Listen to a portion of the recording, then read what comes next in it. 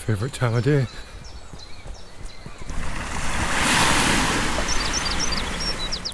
Hello, good morning and welcome back to the Fish Locker out on the shore. We have an absolutely stunning morning on us this morning. Yeah. Now the plankton has come in very thick very early. So I'm taking possibly what is going to be the last opportunity to go and have a dive for a couple of months. Conditions this morning are beautiful for it as well. Flat calm. Yeah.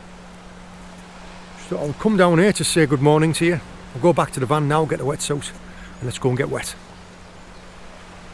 Let's go.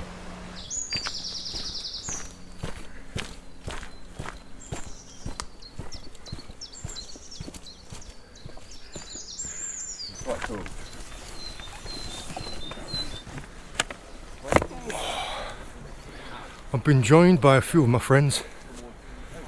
These conditions look amazing. Let's just hope that inshore water clarity is good enough. Tell you what, yeah, that's good enough. Let's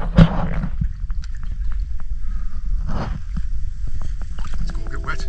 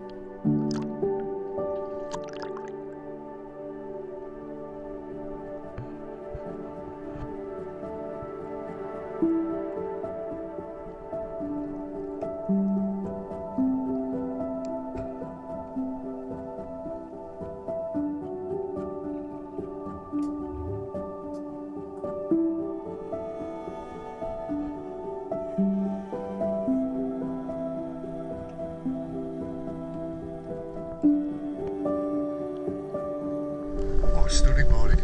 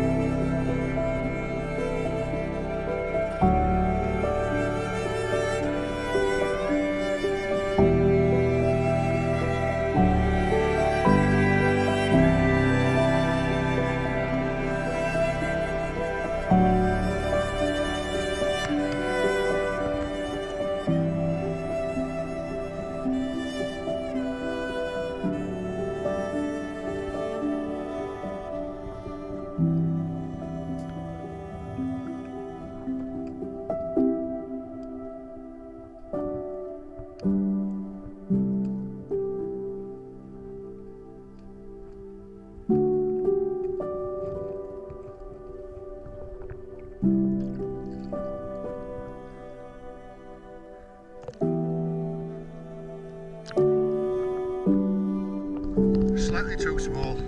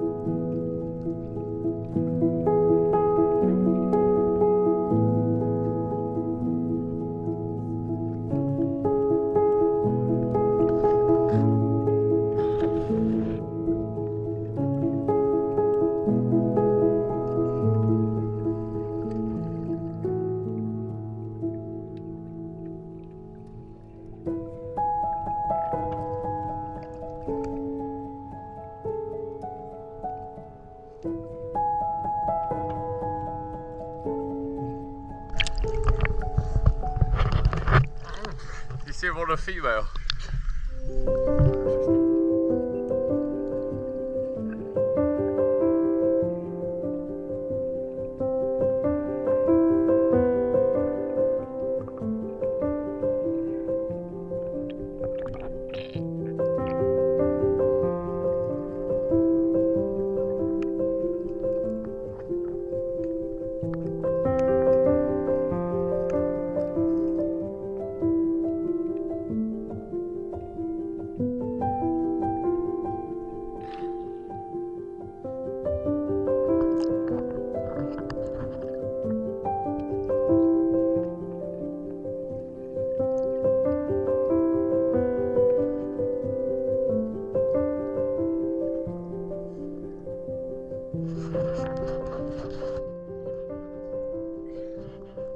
It's not bad when you can go straight to water and find a load.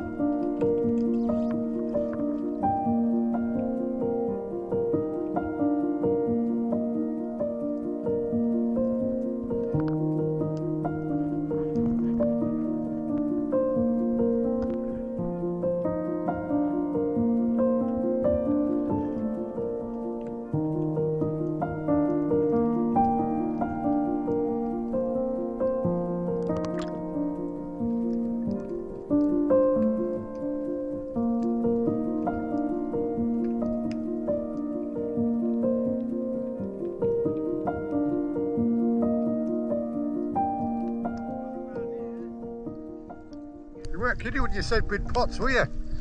You weren't kidding when you said big pots. No. Stop some of the little baits.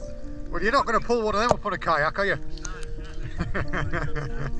Alright, best of luck, mate.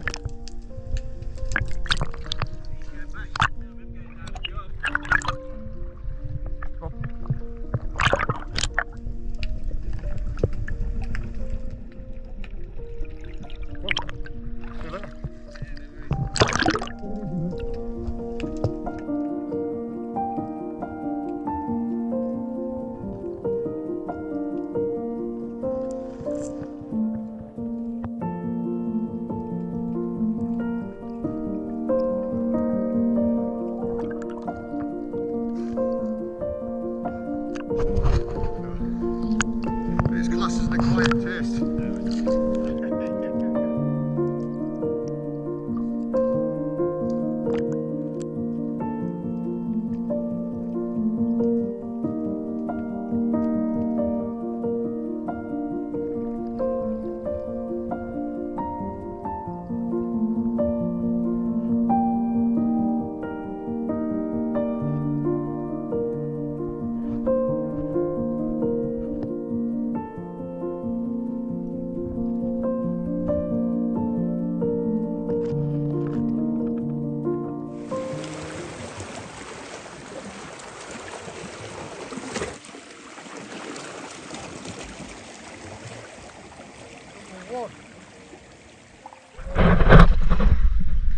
I have to turn the camera off because I've got literally 10%. Right. I don't know if you can tell by my face, but I'm a little bit cold. That took an awful lot of effort. But he's a monster, that one. Yeah. How long have we been in the water for? We got in at like 6:30 and it's now 10 past 10. Yeah, 3.5 hours in the water. The water currently about 11 degrees. It's taken me best part of 3/4 of an hour, if not an hour, just to get them 2 lobsters out. So long, in fact, that Harry's had a chance to get out, go all the way back to the car and get changed and come back again. Yeah. A bit cold now. Anyway, let's get ashore and get changed.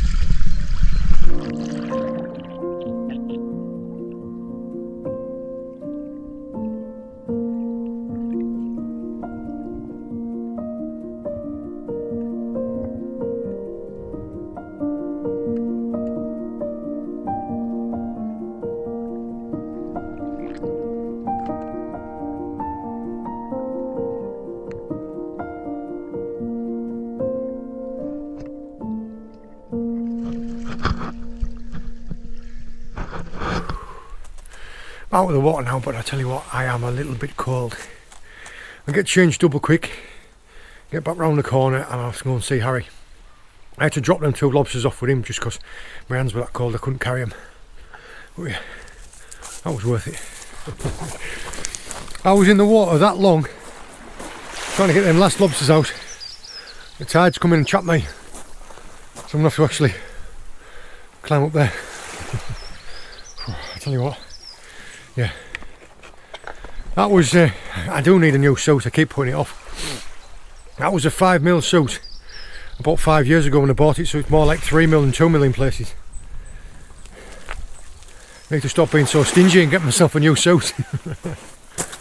Anyway, let's get back round there. Yeah. That water clarity is fantastic. Yeah. Thankfully, that plankton, it seems to just be, well, I swam out to maybe about 100 yards off. It's in there, so it hasn't come right to the coast yet. As soon as the tide turned, we got to low water. As soon as it started to flood, that water clarity just dropped. Sorry for making you wait. The sun's shining and I'm warming up now. Turns out I was in the water for the best part of 4 hours, which explains why I can't feel my fingers. Incredible dive. Must have found best part of a dozen lobsters. There was loads of little tiny ones. A few of them I reckon would have been just underneath the measure, and we found quite a few, didn't we, when we dived down to them and had a look. Loads. Yeah. Did get 3 stunning lobsters out. There was another one in a hole just down there that was a little bit too deep for us. I need a longer hook. Near to these sea pinks, we have a stunning, look at the size of them claws on it. A big male. I found out the other day, James loves seafood, and I introduced him to little bits of it as we can. Went out potting the other day and kept a big spider crab. James really likes spider crab meat, so I've kept a big spider crab for him. We have a female lobster that's covered in Sporobis keelworms. That shows that she's been in that shell a while, so she'll be absolutely full of meat. And another male, I actually found this one, probably been in the water about 10 minutes, and popped that one out. So yeah, started off, look, hey, where do you think you're going? Making a run for it. Yeah, started off well and finished strong. I am beat now though. I'm going to go back and get some breakfast, and then we'll see about cooking some of these. I'm going to divvy up our catch. I'll let Harry and them take some away, and I'll take the rest out, and then me, Hannah and James might go for a beach cook up.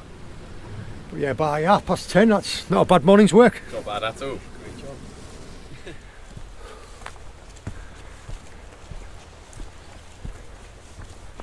We have got a lot of bluebells coming through. Which are these? These are the native, these are the English bluebells. These ones here, this is allium. Allium triquensa. 3-cornered leek. It's also like, it smells of garlic. It's not wild garlic, it's not ramps, but it's like it. This is actually an invasive. But yeah, there's 2 types of bluebells that you might see. The native English one is got, and this is nothing derogatory at all. The English ones have more finesse. They're more beautiful. They've got a real slender stalk, and they hoop over, and they've got little flowers underneath. Whereas the Spanish ones are just like flowers on the side. The Spanish ones are like a hyacinth. Their stalk can be anything up to like the thickness of your little finger. Whereas the English ones are little dainty ones like this. There, look.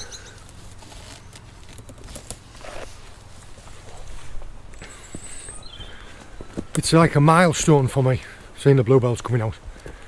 That the things are starting to switch on, that the summer species are going to start arriving. So it's time to go fishing for different types of fish that only come in the summer. Yeah, the bluebells for me are a sign.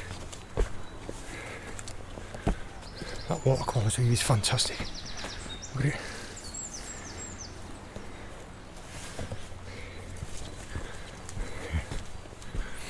I don't know if we're going to get to go and cook up today, because we're going out for a birthday meal. But yeah, if it's not today, I'll put all these in the fridge and we'll go tomorrow. I had a wonderful dive yesterday and we went out for a birthday meal, so we're cooking the crab today. Now, I've covered this in a few things before. Crabs and lobsters, like this, you can store them quite happily, quite safely, in just the bottom of your fridge. Right, we got them yesterday. The crab, a couple of days. Lobsters can live for like 3, 4, or maybe even 5 days, just in the bottom of your fridge. You just need to keep them cool and damp. So all I usually do is I'll have a tea towel at the bottom. Can you just hold on to this guy a second, James? Well done. Don't let him get you. Just a damp tea towel in the bottom. You see, like, having them in the fridge doesn't do them any harm at all. In fact, it just helps to slow them down a little bit. Now, that cheeky crab there did end up having a little bit of a scrap with one of the lobsters in the bottom of the fridge. And the biggest lobster has actually dropped one of its claws. Now, it happens. I mean, sometimes the lobsters themselves, when they're put under stress, throw their claws off. That claw needs to be cooked today. The lobsters, the live lobsters, can last for a couple, 3, 4 more days. That claw won't. That claw needs to be cooked straight away, because effectively it's now a dead claw. So we're going to cook Mr. Spider Crab, the trouble causer. And the claw. And the big crusher claw. We're going to cook those today and eat those today, and possibly tomorrow we're going to go out and have a cook up with the lobsters on the beach. So yeah, these guys will just be going straight back into the fridge. Straight back in the bottom of the fridge, and they'll be fine. Yeah, cool and damp. Perfect for them. We have covered the cooking of crabs and lobsters in loads of videos. In fact, James, do you remember how to do it? Yeah, so you dispatch your lobster and crab, get some fresh salt water, or grab some water and add some table salt. Get it to a full rolling boil. Is that a full rolling boil, do you reckon? Yeah, I'd say so. Yeah. I reckon. So then you grab your lobster, or in our case, the lobster claw. Lobster or crab goes into the full rolling boil, comes back up to the rolling boil, 2 more minutes, and then it's ready. Yep. Simple as that. We can get them to fit. Claw. Oh, might just. 2 more minutes.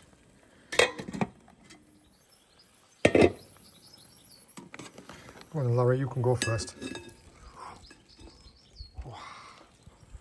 Should have remembered my tongs.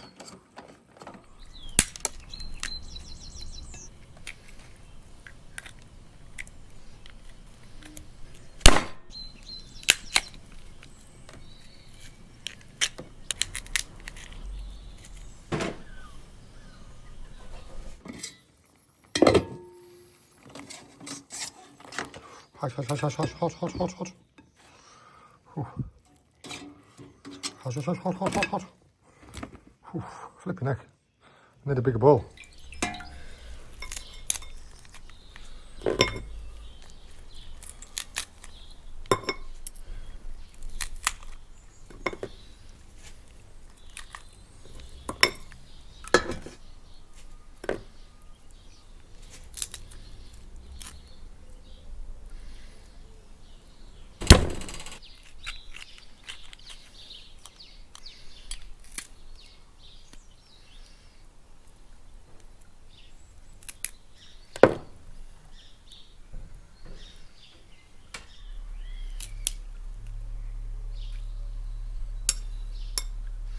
That's how it should work.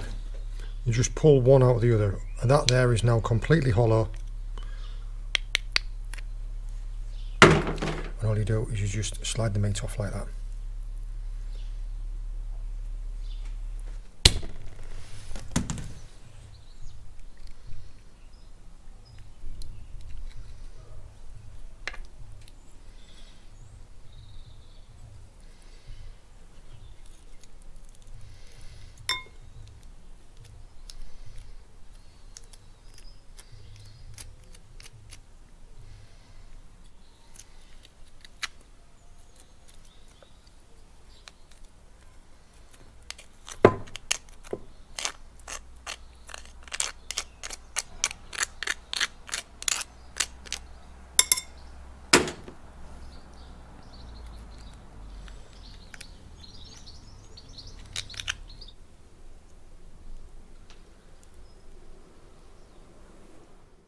Almost finished. I'm just on the last couple of legs. And you can see that all the body's completely hollowed out. And it is amazing how much meat actually comes out of one crab when you haven't got a little helper here helping himself. Yeah, James usually eats it faster than I can pick it. So yeah, we've got the full amount. It'll be a good weight of crab meat there.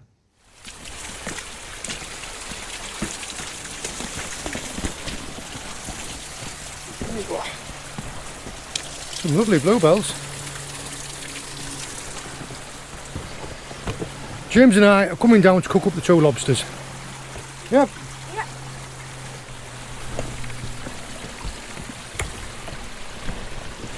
You alright there, best lad?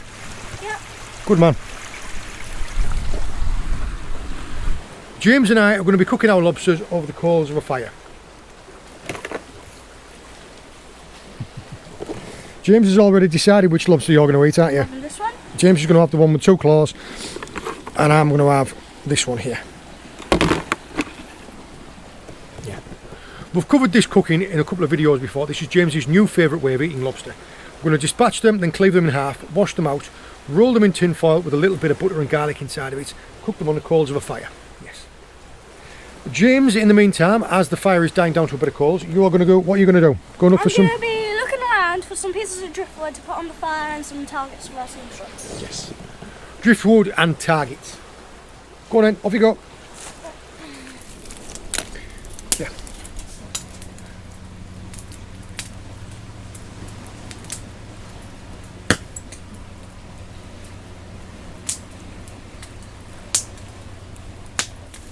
The lobsters have been cleaved and cleaned, laid out, and all we're going to do now is put a little bit of butter in there and wrap them up, ready for the coals of the fire. All buttered up, and James is just chopping himself a little clove of garlic to go inside of his. I might add a little bit more wood to that, and then we'll just flatten them coals out, ready for these parcels. Where's my one? Whoa, come back. Standing too close. Oh. Go pick the ball down.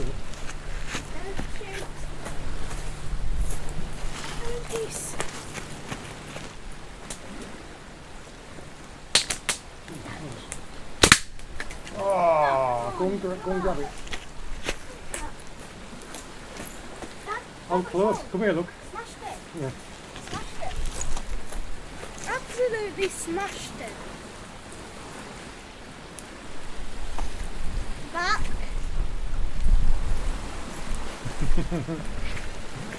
Oh, close. Very close.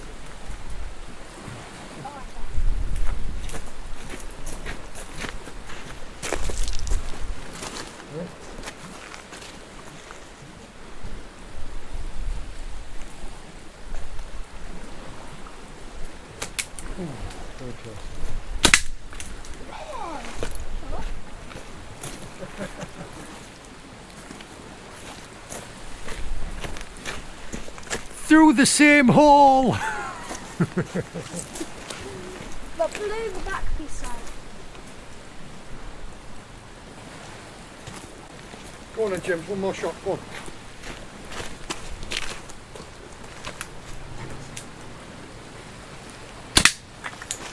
Yes!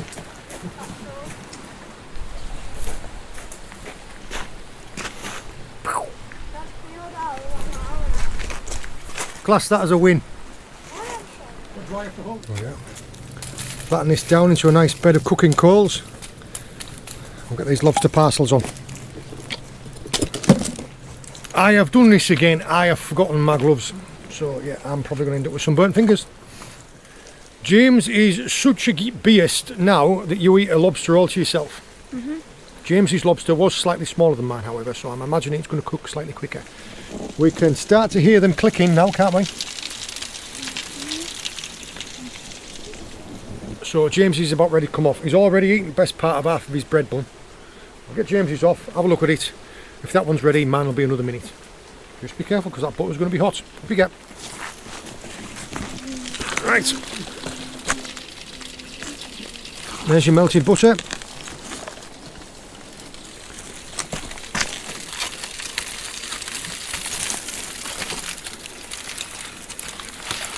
Well, perfect. Yeah. Yours is ready to come off. Right. Let's have a look. Oh. And. Whoa. Right. Keep this one wrapped up so it keeps a little bit warm. You can eat that one. There's your water.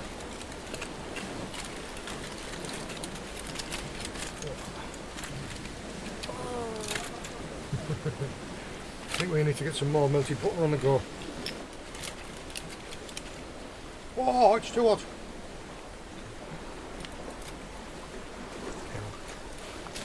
That's how hot it is.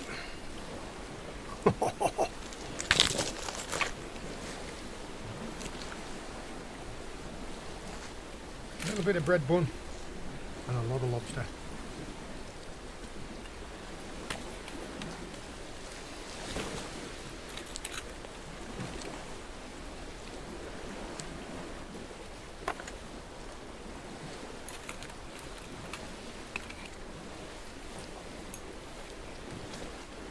You see where there's little bits of meat hiding there. Same as like with the spider crab and brown crab at home.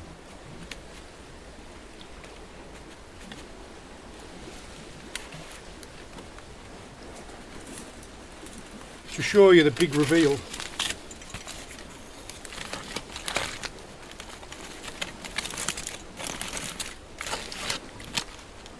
oh, cooked absolutely. Don't know if you can see it, but this is all the juice that kind of collected in there. A little bit of butter and just the juice out of the lobster. And that's what we're soaking up with the bread buns.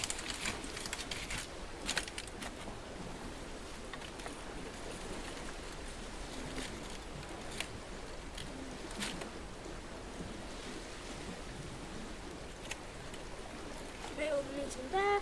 Hot, so hot, so hot. It's just roasting.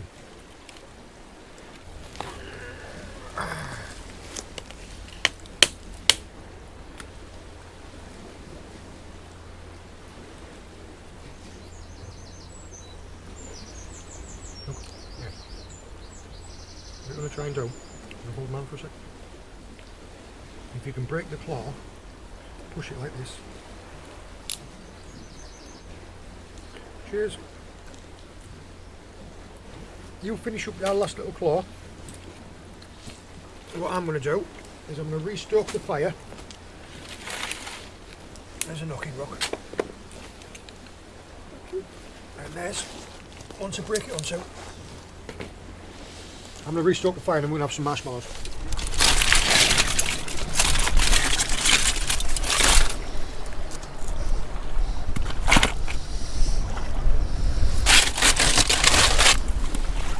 Put all the shells there under a rock so that all the blennies and crabs and gobies, when the tide comes up, can have a pick through. We can eat all the little bits that we missed. Finish up with a couple of marshmallows, because we've got about 3/4 of an hour before the sun goes down. You might need to move them out of the way a little tiny bit. There you go. And get a bigger propping, no, something like that to prop it up against. There you go. Now, perfect. You know the score. Oh, man's gone a little bit too. You're on fire. Man went a little bit too far. I was too busy helping you, and now I've got. Fire. I'll just take that bit off. Eat it? No. Ah!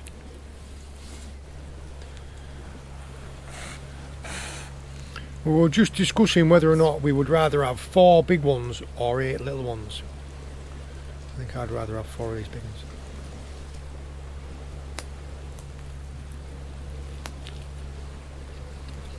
Round 2. We've finished our marshmallows, the fire's died down to now, so I'm going to walk back. Walking back here, I do really like this time of year because everything's just starting to come through fresh with like newfound sense of optimism with everything. These sea thrift or sea pinks I think are just stunning. And yeah, they're all the way along here. I think they're beautiful. Yeah, look. They don't need much soil to survive, do they? Yeah. Well, I hope you enjoyed joining us on my birthday dive and the subsequent cook-ups. I hope you found it interesting. All the very best. See you later. See you later.